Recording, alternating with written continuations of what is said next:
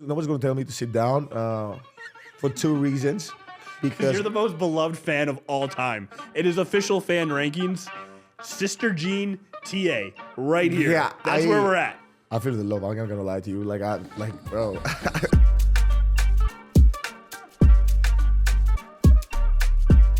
Welcome to another episode of the Thanalysis Show with your one and only Thanasis Antetokounmpo and Tony C. What's up? What's up? What's up? Wow, what a finish!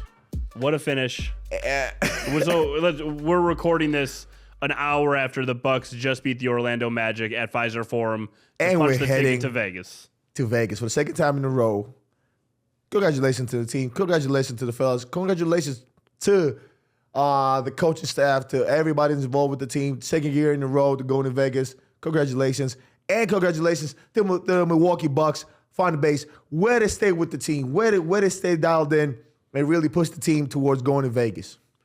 So if you watch the game, we all saw you courtside. Bring me just into that arena, that energy. 2 minutes left to go in the game. There was could you hear the guy screaming every time Giannis stepped? I think it was every free throw. Yeah. So he was on the broadcast for sure. But when the Bucks needed the home crowd, it was clearly there. It was clearly there. Loved it. Guys hit timely shots. I'll always talk about my guys. Everybody was amazing. Got the win. How big, how small. The contribution was amazing by everybody. Bobby was out of this world. That's two Bobby, games in a row. 2 games in a row. That's the Bobby. That's Bobby right now. All right? And, man, Dame, Giannis, another masterclass, even though the team, was just, tired of being traveled. Think about this. This team went from playing in Detroit coming back to Atlanta, traveling again to Boston, from Boston, Brooklyn, and coming right back to play. A lot of miles. To play Emirates Cup game. So happy they got the win, and what's next now for us? Next, the Bucks will play. If you're watching this on Thursday, we'll already know, but it's the winner of the Hawks-Knicks. Okay. That game's Wednesday night. Those two teams will play. The Bucks will play the winner of that game Saturday in Vegas at T-Mobile Arena. I still need to go back. There were so many things happening in that ball game late. Talk to me. So last episode we did, you brought up all the things people in his career said Giannis couldn't do. And the clip went viral, and it was, he's too scrawny. He's not a good passer. Yeah. And then you brought up free throws, and one of the things you said was hit 17 free throws to win the NBA Finals. And that's simple. That's fact. But that's one game. But I'm just saying that's the game, the biggest stage, and the biggest moment, right? But there's there's more games he's hit. There's probably a stat out there somewhere. I hope people send it to us. And the announcer, Steve Novak, who's been on the show, was saying it all game tonight. When it matters most, he seems to deliver. And late in tonight's game, he stepped to the free throw line with the chance to make it a 2-possession game, and he cashed in both of them to get to 36 and 37 points. Yeah. And as a fan, there was never a doubt. I know what his percentage is. Yeah. I know where he struggles at the line sometimes. Yeah. But in that position in the game, I'm just he's got it. I'm not worried. He's got it. You got to understand, it does take a toll. He's getting beat up. He's doing all this stuff, and then the muscle is way towards doing that. He's there. Mm. He's there. I don't know how to explain it. I don't know how to say it. He's there, though. So, to me, I think what we should look at is the team dynamics, right? The team trying to play together and get those wins. Because, in the beginning, we couldn't fight those wins, right? We couldn't get those wins. It would be so hard for us to have continuity, but these guys come bringing it together and really get the win in the end. So that was really, really important to me. Yeah, it was super important. And Dame obviously had a Dame time style-esque play. I think it was 103, 106, and he hits a step back three, ties the game. That was unbelievable. Just the side 3, and then just all the way to the rack, to the rim. So you obviously know Dame well, been teammates with him, and you're sitting there, you're on the far end of the court for this part, but when you see them draw up the play, and it was essentially it looked like kind of like a high school 1-4, where he had the ball at the top, you know what's going to happen there, right? He's going to make the best decision and get a shot. Yeah, you don't always know, because at this moment, I've seen something from, that a lot of people don't talk about. This guy's been and this great facilitator, right? Mm-hmm. And just making timely plays, and I think he's just gotten so much comfortable, all the guys talking with each other and helping each other, because that's all you got to do. You don't have to just be in the ear, like no, just help them when they need it, and that's it. Every time the Bucks have struggled this year, Yeah. I look and I see people firing up the trade machine, and Bobby's the number one name that comes up. The last two games, I know we hit on him a little bit earlier, but the last 2 games, he's just been incredible. Yeah. I think he's 90% against Brooklyn, which is unheard of. Can you just inform the people out there who thinks the team could be better if they traded him, what an impact he really has on it? Because it's not. I don't think they realize that. Business is business. Don't get me wrong, right? That's the basketball business. That's the trades and whatever. But I don't think they realize what guys bring to the table. Now, sometimes changes will happen. But the most important thing, the way I see it, is that, from the offensive style and the slump, because people will go through slumps and go 100%. through ups and downs, but just to really, really be professional and really, really be a winner, it really does matter. So the trades, I'm the first guy who, all of a sudden, Giannis is, my God, Giannis is getting traded, or, they lose one game or the team doesn't do well every year.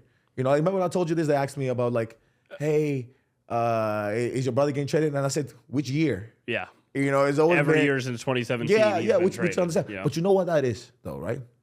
And now this is a little bit a side mission, but you know what that is? That is because of who he is as a person. And I can only speak for people I know. I don't want to speak for anybody else, but there's a reason that is always a thing. It's not only because Milwaukee, you might consider it a small market. I don't. I feel like now we're integrated in the NBA. We've become this, one of these powerhouses in the NBA.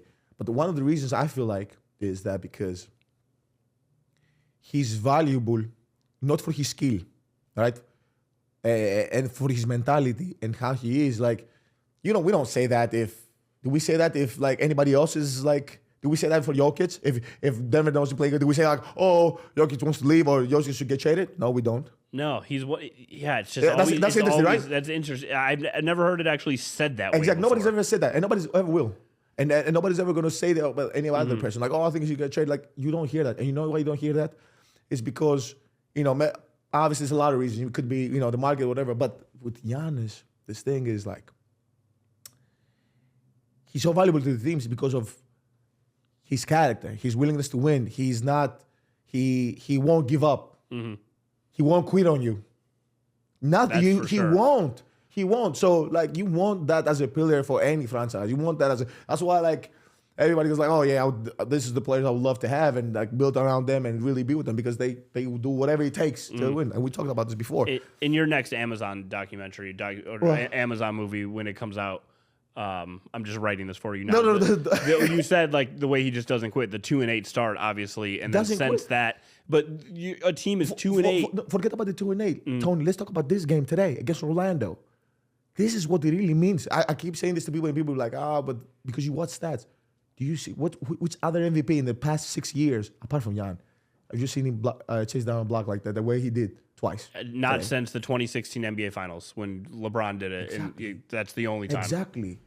We're talking about two-way, like scoring title and chase down block. No, those two don't correlate. Did you see? You in the arena probably didn't see the replay. That one of the chase down. I think it was the chase down on Suggs. Yeah.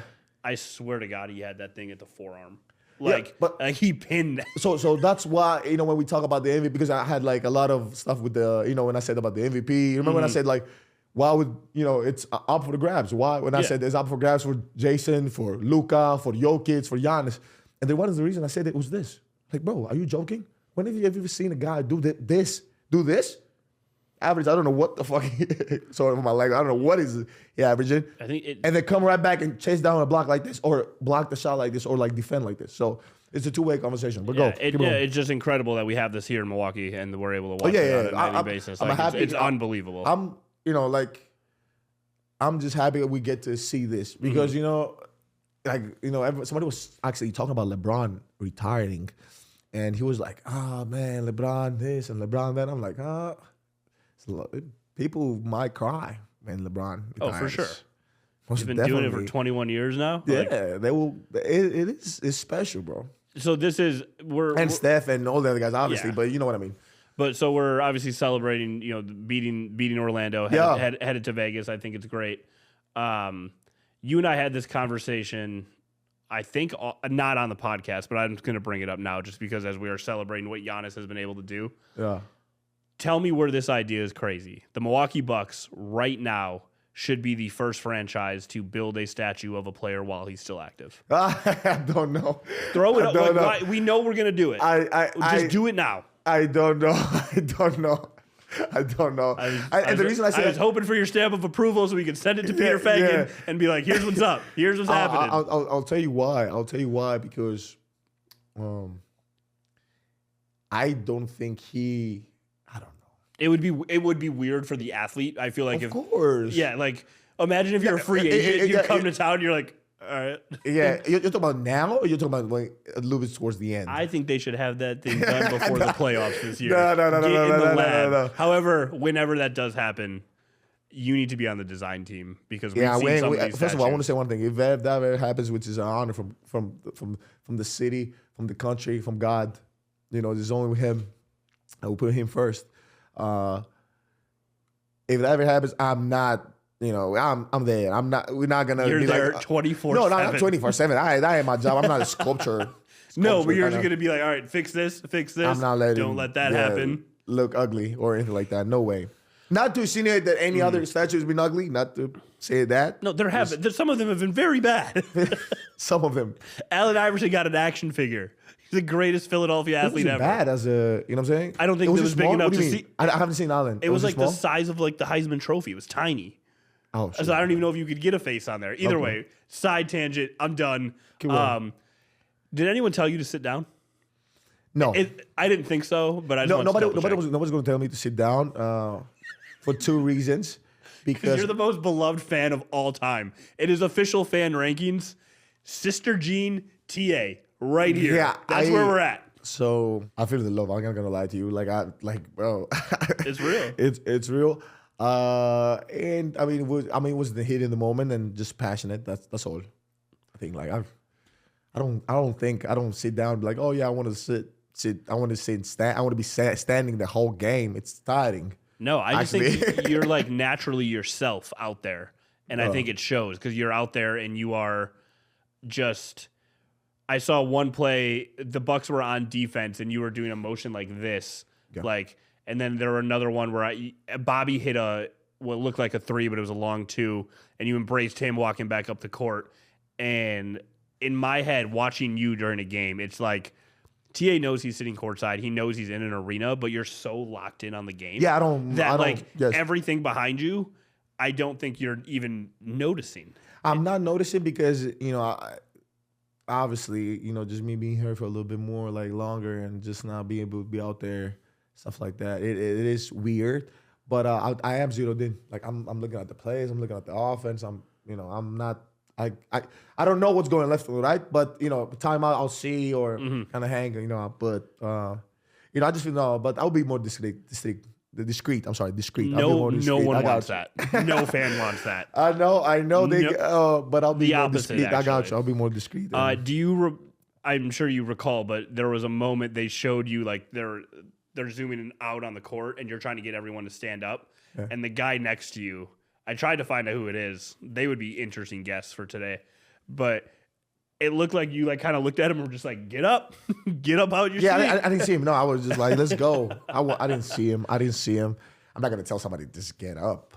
Unless we want to win. So yeah, we get up. It. No, it was incredible. The Bucks are headed to Vegas. We'll have episodes before then. We'll be talking about the Vegas games and how that'll shake out. Obviously, you were part of that last year, so a ton of fun there. Hey, want to thank our sponsors, Gruber Law Offices. I want us to thank Potawatomi Casinos and Hotel and Car Bliss. Thank you guys so much. Back to the show. I did want to hit on a couple other NBA headlines while I got you here. Of course. Number one being trade deadline, not exactly around the corner. That's going to be in February, but the name Jimmy Butler has been popped up in a lot of trade rumors. I think. Hold up, let me stop you right there before you continue. Mm-hmm. What do you mean Jimmy Butler? Like the Miami Heat Jimmy Butler? Miami Heat superstar. He's getting traded? Jimmy Butler. I believe the quote from Shams was that the Miami Heat are open to talking to teams about a trade for Jimmy Butler. I don't want this to be the show where we're like, oh, he should go to Golden State. He should go do this. No, that's not going to be the show. But from your perspective, I'm trying to find the so per Shams Charania from ESPN, the Miami Heat are open to trading Jimmy Butler. And so it's been going all over the place. Yeah. If you just look at his skill set, what kind of players, I don't even want to do name specific, because what I don't want to have happen is we open Twitter tomorrow and it's TA says Jimmy Butler is going to play for the Memphis Grizzlies. First of all, anybody who watches this podcast and listens to this podcast knows I don't talk like that. I give you my honest opinion and our honest critical thinking, because you need critical thinking to even have an opinion. But that's what I really believe. I'm not saying this because I have any. So critically think on this one then. Jimmy, you know his skill set, obviously. What kind of player or what players do you think he would be best paired up with? How do we maximize what's left of his Hall of Fame career? What's left? Wow. He's only like 30. He's probably like 35, right? Yeah. He's got time left. Not 30. He's 35? He might. See, he's not 35. 34 maybe. 33, 34. He's going to be like 34, turning 35. But okay. So pairing with, I mean, he's always had good cast, supporting cast, like in Miami. I mean, you know, what do you mean, like another superstar? He's 35. He's 35, okay. He turned 35 in September. Okay. So I'll just use my example. I think Jimmy would be an amazing piece on the Dallas Mavericks. With who? He's a wing defender, so Luka doesn't have to to play, be put in those positions. Okay. He's got a willing guard in Kyrie who can score the basketball, but also is going to make great decisions and can hit a slasher. I just think his game, his style of play, bodes very, very well in Dallas. Okay. So let me give you my like all the experience I have and everything I've done. Like I've done seminars for, I told you this, right? I've done seminars for like front office and kind of see how the salary cap works and everything. It would be devastating salary cap wise for Dallas. You can think about how much money is Jimmy making? 50s. Yeah, how much money Kyrie is making? How much money is Luka making? Now, from my basketball sense, I should have told fans and a lot of like the trade scenarios in my own head. I leave that to the smart people. No. It's not about being smart. It's about like really having knowledge of like how, if this can work. People just throw out their trades, but they don't even know if the money match, if the contracts, if the roster spots, and all these other things that you have to know before you make a move. Now this is a different way I could dissect this for you. It would be more guard dominant, right? So then you might give up size, but he could play anywhere, bro. It's Jimmy Butler. He really can play anywhere. He can play anywhere. Give me another one. What else do you think?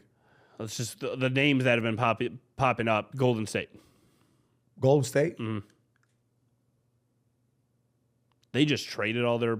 They got rid of Clay because of salary cap, but they might be able to. And because of the thing with Clay, it might be easier when the standpoint of salary cap as well. I think they do have money to spare. They did pay Jonathan Kuminga, great prospect. He had a great game. He's going to be a great guy for Golden State. And for the NBA in general, like a great product. Like he's going to be a great player. Let me throw another duo to pair him with. Who? This isn't realistic, but how would Jimmy play with Dame and Giannis? How would that game fit? I don't know. I couldn't tell you because we have a weird. Our dynamics are weird. I can tell you why. Because people might say like, oh, he doesn't want to say because of the Bucks. No, I'll give an example. Like, there's a reason like a lot of guys who are catch and shoot slashers come to Milwaukee and the game automatically becomes high elite. There's a reason. Like Bryn Forbes was making 50-some%. Malik Beasley, 50-some%.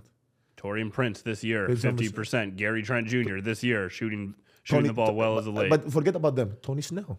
If you go back to the Bucks, and I didn't even now with the gravitational pull of Dame, gravitational pull of Giannis, gravitational pull of Chris. Fiesta, we say in Europe, fiesta. You know what I mean? So you gotta understand, like it's different. It's different. So now that. I can't. That's why I don't say it because that's why I don't want to say something because like I said, you see why those guys excel. But Jimmy is kind of very different. Like he's this entity that they can carry you. He's proven it in the past. Can carry you to multiple wins and games. It was interesting.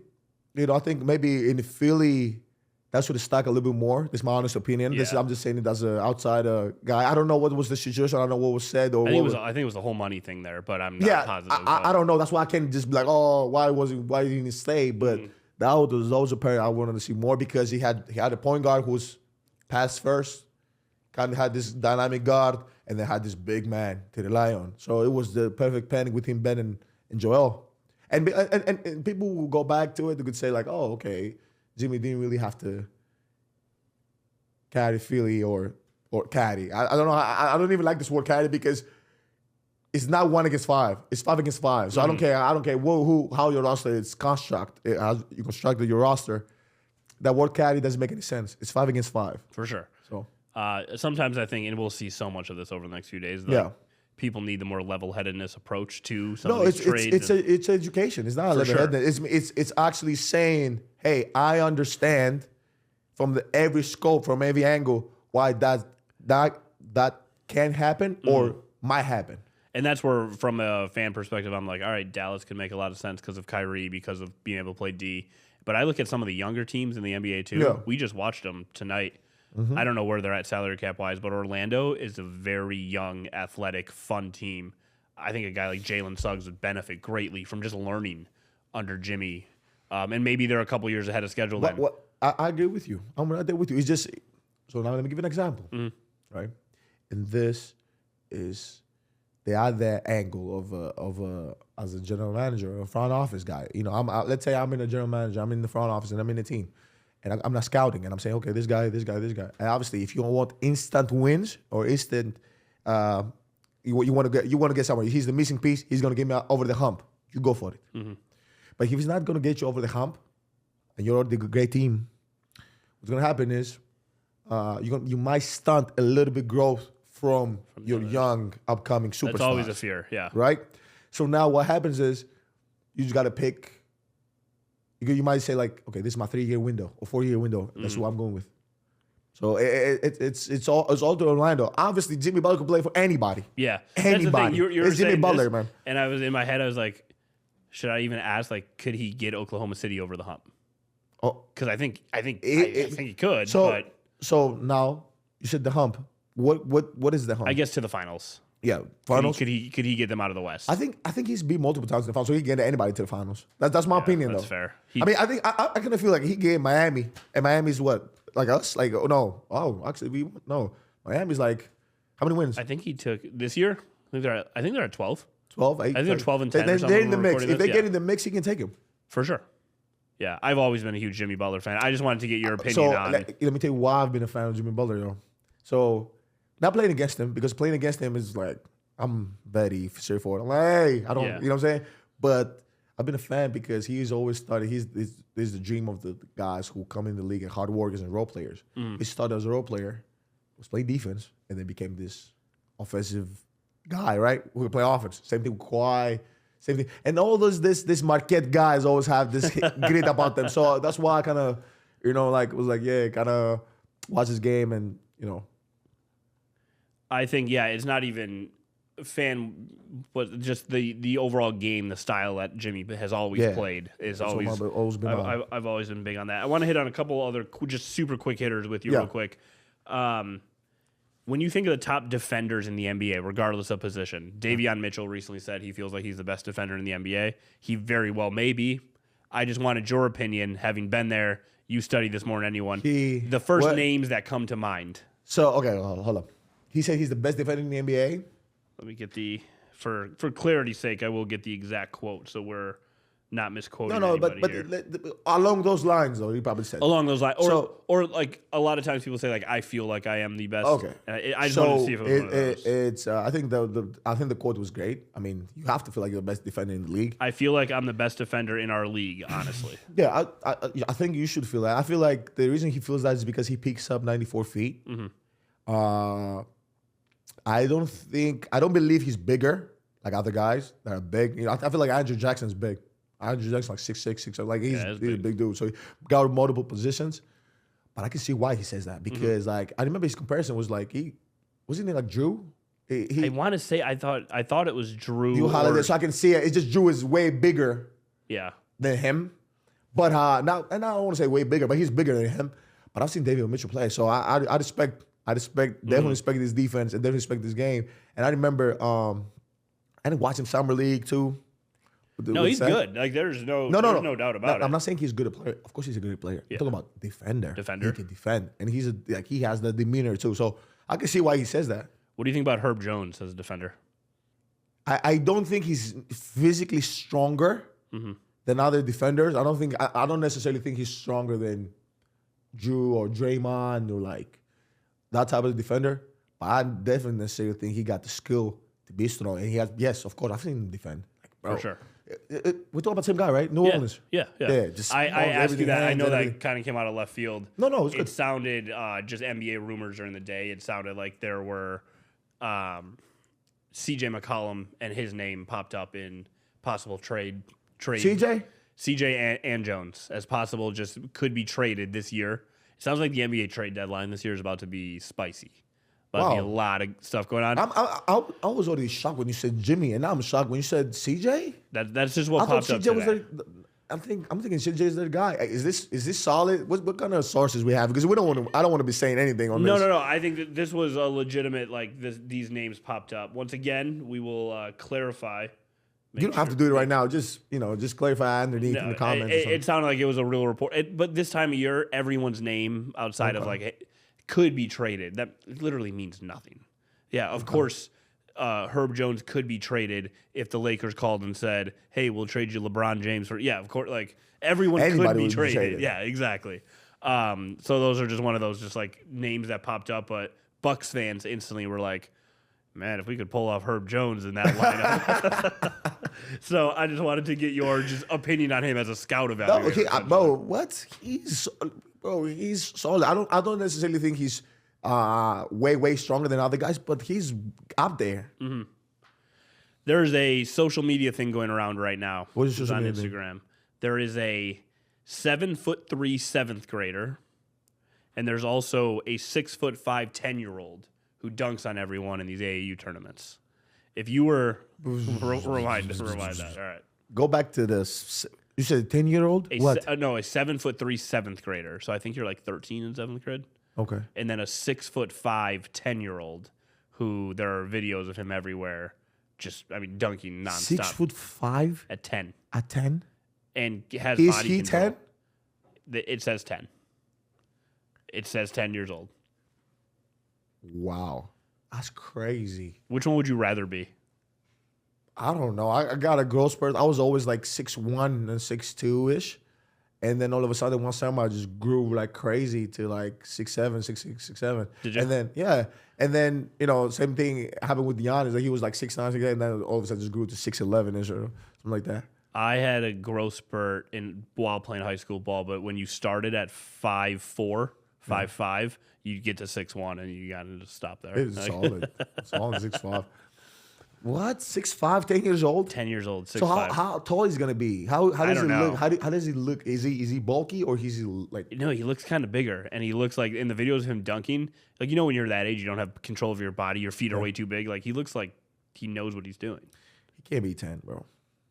And not to put whoa. I don't want to use their names on it. Yeah. Okay, so not to put anything These are out two there. hypothetical young basketball players. Yeah, so not to put anything like that. I don't know. I do not know. I'm not. But I'll think he has control of his body. These are highlight reels. In the highlight reels, then he's special, man. And then last quick one I had for you. The number one recruit in the country for college basketball. He committed to BYU today. It wasn't Duke. It wasn't Kansas or North Carolina. BYU. Was that AJ? AJ, yeah. What's his last name? I'm going to let you try. I've only seen it written. I've never heard anyone say it. I just heard it today. I know. But yeah, his name's AJ. By the way, I want to say one thing. How crazy is this? How crazy is the power of shows and podcasts, right? He had I saw him in an interview with Swiss Cultures. Shout out to Swiss Cultures, by the way. You guys have been covering amazingly U.S. and overseas basketball and sports in general. Had him on the podcast. And then he went on ESPN or he went on Stephen A. With Stephen A. on First Take to make his announcement. They're making this announcement, man. It's big. Yeah. Hopefully somebody else comes in and make their announcement here in the Thanalysis show. Let's do it. But there's a reported like almost $7 million in NIL deals for him. But when he was asked on the show today, Stephen A. asked him to compare his game to someone. Who do you model your game after? What did he say? And he said he is a mix of Tracy McGrady and Shea Gilgeous-Alexander, which that's a combo. That's dead right there. That's a combo. You got the smoothness. And then after the game, I'm gonna ride 16. I'm gonna ride the 16 bar, and then you got the Tracy. But I saw They're that both tough. Tracy McGrady is a legend, just absolute legend. Take Dennis Rodman and Trevor Ariza out of it. Yeah. If you had to compare your game to a combo of two players, who would it have been? Combo 2 players. Bruce Bowen. Okay, I should have took him out of there too. That makes sense. Bruce Bowen. I was trying to predict what you were most definitely say here. Bruce Bowen and the other guy I had in mind for you. what? I was taking the two main ones out of that. I forgot about Bruce Bowen. I thought you would be a combo of, it wasn't positive who, but someone with Draymond. Yeah, I do. They do say that sometimes. I just don't. I just my game coming from Europe hasn't been the 5. Like towards the NBA, I could like Coach Bud one time. I remember he told me like, "Hey, I want you to facilitate and DHO and do all these things." And I was like, "Oh, cool. I just want to be on the court, so I don't mind if I play the 2, 3, 4, 5, whatever." But I think like Draymond is big. I would be like Draymond's backup any day for sure. Like That works. But no. But you could, if you ask guys, they would say the same thing. I know we're up against. I needed to ask you about this quote real quick. Ime Udoka told Sengun to take the European out of his game. I'm going to pause it there because I want to get you the full quote, and I want to do an episode about this because this is what we call a tease, because y'all are going to have to come back for the second episode of this. Because No, we can just finish it right now. What? That Wait. He said, so say this to me again. Get the European. He said, I told him to take the European out of his game. He was talking about being on the block. I got you. And playing through contact. I got you. And I think he was calling him soft. No. I'll tell you what it is. I'll tell you. So, the thing about European game involves a lot of flopping. Okay. Now, flopping doesn't make you soft. It just makes you that you want to manipulate the game more than it has to be manipulated. See, this already helps, because when I first heard it, I was like, I know European style is a lot of like movement, pick and roll, a lot of threes. Yeah, that's not what he meant. The bigs are not soft. Yeah, that is not what he meant. Okay. I guarantee you he meant get the, like, don't ask for fouls. Like, go through the contact. Okay. Right? That is what he did. It was because if you think about it, like in Europe, you get fouled. Like, you can flop a little bit, you get, like, shock, electroshock. You get shocked, like, and just throw the ball. But that's more the European style. There's no way he said something about either his game or either his demeanor or anything like that. Because, bro, this guy Sengun is like, to me, he's like top 5 bigs. See, you explaining that just cured a million comments that were underneath.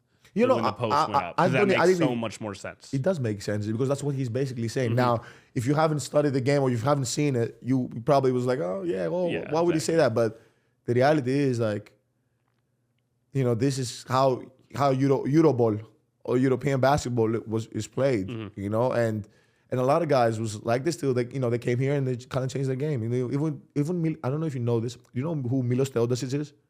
Teodosic, he played for the Clippers. Yeah, I was just gonna say. Yeah, so great shooter, great. You don't understand. He's one of the top EuroLeague legends. You come here, and you understand like, oh, sure, they're not gonna call fouls. Let me switch out my game. Same thing with Bogdanovic. If you ask Bogdanovic from Atlanta, how do you play here? How do you play there? You'd say there is a difference. You got to be a little bit more, play through the contact a little bit more. Now, I'm not saying he should stop flopping or stop like showing the foul, but that's what he meant. But I believe. I don't know. I don't want to. No, you're right, because there was follow up and it was like play through it a little bit more and stuff like that. So yeah, you hit it. That's what he meant. There's no way he meant like remotely anything else. For sure.